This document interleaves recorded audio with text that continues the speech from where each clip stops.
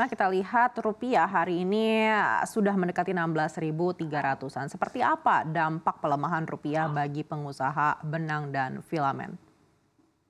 Iya, terima kasih Mbak. Jadi yang pertama, ini kan udah hampir ya selama 2 minggu ini kan rupiahnya kan juga naik turun gitu. Tentu dengan adanya pelemahan rupiah juga akan menjadi beban bagi industri. Terlebih di tengah kondisi industri yang sedang tertekan sana sini. Karena sekarang untuk industri tekstil baik dari hulu sampai hilir posisinya utilisasinya sekitar 45%. Memang ada perbaikan kemarin di kuartal 1 gitu ya.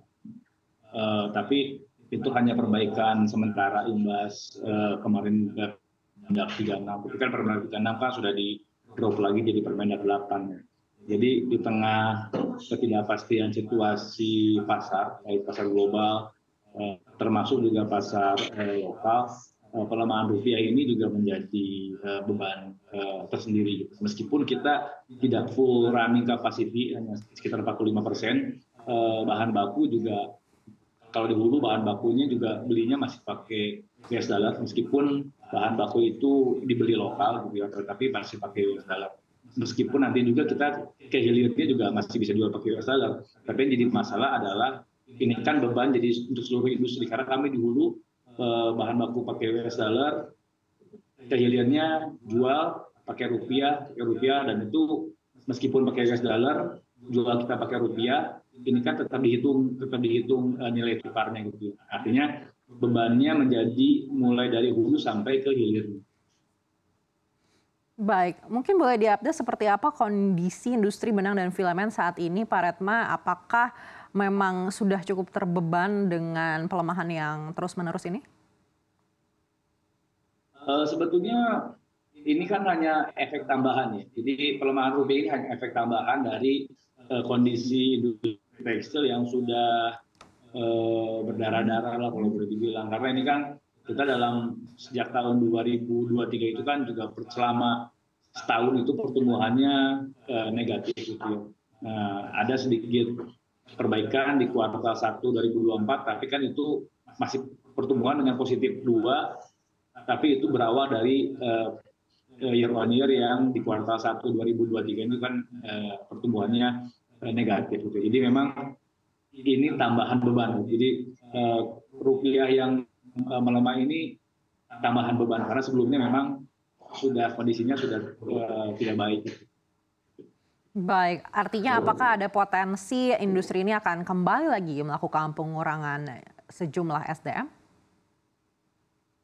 Ya, itu hampir pasti ya. Kalau kita melihat berita dalam 2 minggu terakhir, kita melihat bahkan ada sampai 5 perusahaan yang bukan mengurangi lagi sih sebetulnya, Pak, sudah pada posisi gulung tikar gitu. Kalau kita melihat kasusnya Arenatek misalkan kemarin yang 2 minggu kemarin kita dapat berita tutup, itu sebetulnya tutup karena sebelumnya mereka sudah mengurangi tenaga kerja. Mereka kurangi 1.000, kurangi 300, kurangi 500, dan yang terakhir pegawainya tinggal 500, ya tutup pilihannya. Nah, yang seperti itu akan terjadi banyak. Baik, artinya jika memang pelemahan rupiah ini hanya merupakan tambahan masalah saja dari melemahnya industri ini yang sudah terjadi secara cukup lama begitu, Anda lihat apa yang bisa membantu industri benang dan filamen ini? Dan bagaimana terkait dengan daya beli para customer sendiri? Apakah menurut Anda ini sudah cukup membaik atau justru semakin buruk? Iya, justru ini kita tidak melihat ada upaya perbaikan gitu, malah upayanya malah kebalikannya gitu. Kemarin kita melihat ada perbaikan ketika diterbitkannya Permendak 36 gitu. Ketika terbit Permendak 36 kan dari dulu kan permasalahan utama sektor ini kan adalah membanjirnya barang-barang impor. Nah, dengan adanya Permendak 36 kan kemarin kita melihat pemerintah punya niat untuk memperbaiki industri ini khususnya di pasar domestiknya supaya kita bisa pasarnya tetap terjaga gitu, meskipun ada beban di sana sini gitu. Yang penting pasarnya terjaga.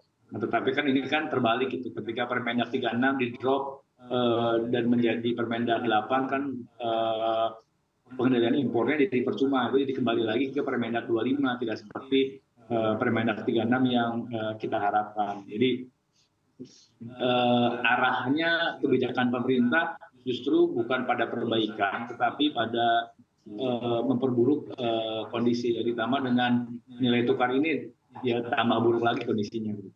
Baik, Anda menilai daya beli customer seperti apa?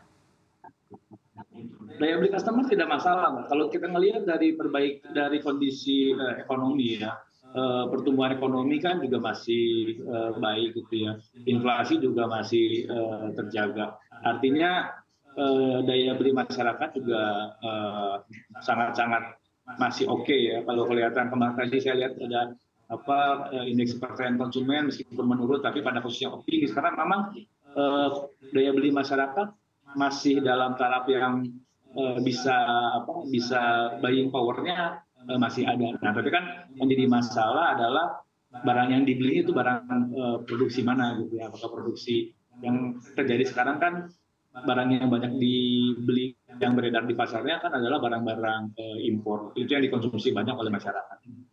Baik.